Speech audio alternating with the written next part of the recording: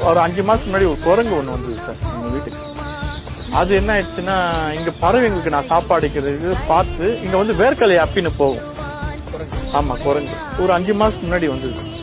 அது இந்த ஏரியால எங்க இருக்குதுன்னு தெரியல. ஆனா திடீர்னு வந்தா சாப்பிட்டு போனேன். அதுக்கப்புறம் திடீர்னு ஒரு போன வாரம் என்ன பண்ணா வந்து சாப்பிட்டு இருந்தான்.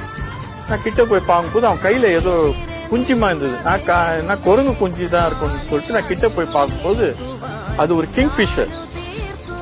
கிங்ஃபிஷரோட பறவையோட குஞ்சு. அது எங்கேயோ அது கூடுல இருந்து ஊழ்ந்துட்டு இருக்கு.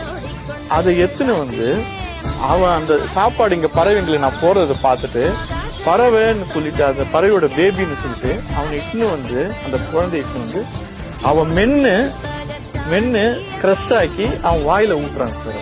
அது அந்த செயலை நான் ஒரு அபூர்வமா பார்த்தேன். பாருங்களேன், ஒரு தாய்மை அந்த உயிரை காப்பாற்றணும்னு அந்த குரங்கு